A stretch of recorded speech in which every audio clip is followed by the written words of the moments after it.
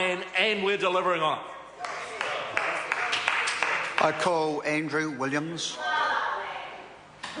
Thank you, Mr Speaker. I take a call on behalf of New Zealand First on the Resource Management Reform Bill 2012.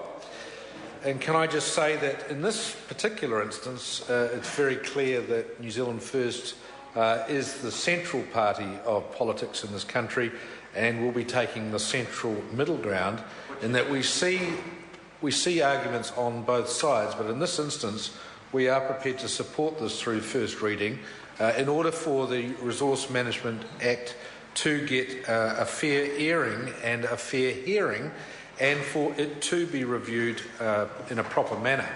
And I think we would all agree, and I don't think anyone would really dispute it, but there have been some issues around New Zealand on occasion where the RMA has been brought into disrepute or where there have been major problems as a result, and where a review of the Act certainly would see perhaps some improvements being made to it.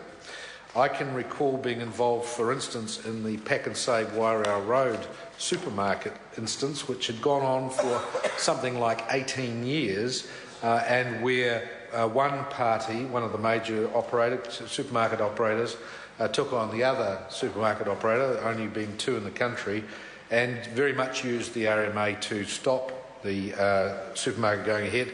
And they were very much seen as vexatious litigants, using all sorts of things like traffic issues and other issues, even though their own supermarket was 5 kilometres away and had no bearing on the new Pack and Save whatsoever, but they were using all sorts of spurious arguments under the RMA to stop competitors setting up. And there were many other examples. I sat as a RMA Commissioner for 9 years, and we had similar problems when the Birkenhead Library was demolished prior to getting a resource consent, and then spent 2 or 3 years finally getting a resource consent to replace a library with yet another library, which seemed an odd situation. Likewise, getting the consent for the Albany Senior High School was a major undertaking to get that, and again there were some very spurious arguments around that, but at the end of the day they were met. But it did delay the high school for several years being built and added a huge amount of expense, which the community at the end of the day really wanted to find a way through, but again it was very, very awkward.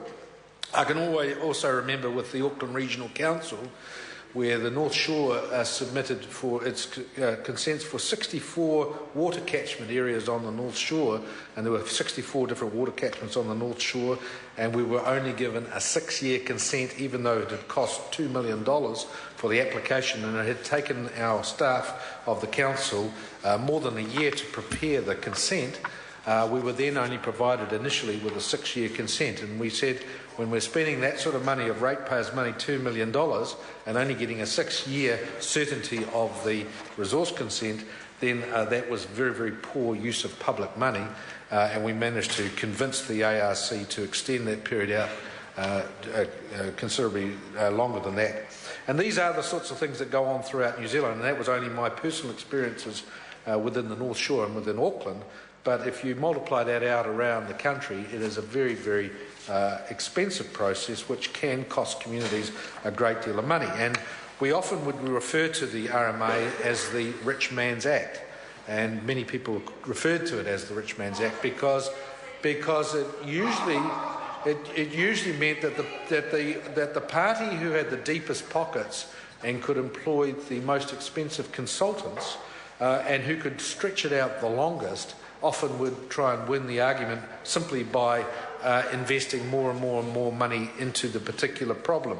And what we did find in many instances was, of course, communities suffered, because often it was community groups, or it was conservation groups, or it was forest and bird or whatever, and under the RMA they themselves were being put to a huge amount of expense to try and take on some various situations which were very, very costly for communities.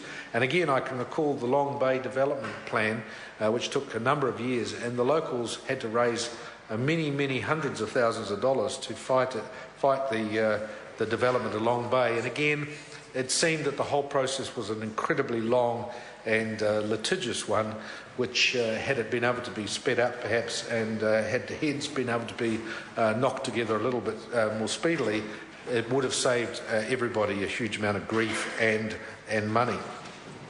Having said that, we also agree that the Auckland plan is a major concern to Auckland. It is necessary to get the Auckland plan in place, and there are merits in speeding up that process so that Auckland can get on with one plan. So we are supportive of that.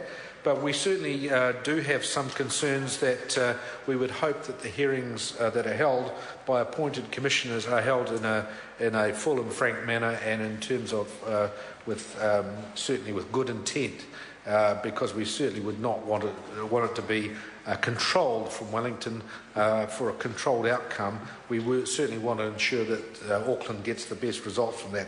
And speaking with different Auckland Council members that I have, most of them are very supportive of the idea of getting this through so that they can get on with the Auckland plan. And if Auckland is to succeed in its economic growth, then it certainly does need that to do that.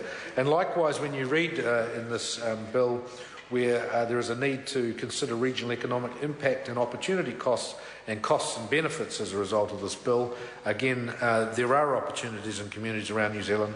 If the RMA can be fine-tuned and can be improved in some areas, then it certainly could help economic and regional development around the country by doing so. However, having said that, we, as I said at the beginning, we are the central party of New Zealand politics, which sees both the good and the bad, and we do have some concerns about the proposal that the hearing applications for water conservation orders under the RMA will not be subject to the Lagoima Local Government Official Information and Meetings Act 1987 bill. That is somewhat concerning to us, because we do feel that anything to do with water or water rights or applications for water should be a very transparent and open public process, and the public have a right to know what is being heard and the finding of that and the background to any hearings. So we will be raising that particular aspect with the government, because we believe that it should be open, transparent, and there shouldn't be smoke and mirrors when it comes to those sorts of issues. But overall, Mr. Speaker, we will support this through. We will raise some issues with the government in terms of the RMA. It is an important piece of legislation for New Zealand. It is a piece of legislation that does safeguard our environment and safeguard our communities to a great extent.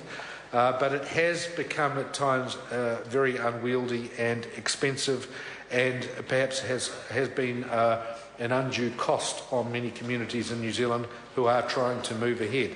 That having been said, if we can find some middle ground, if we can find some areas where it can be modified to everyone's satisfaction, including those who are very, very strong in terms of conservation and the environment, but if we can find ways through to improve it overall, I think most New Zealanders would support that. Thank you, Mr. Speaker. I call Jackie Dean. I'm pleased and will be very interested in the Select Committee's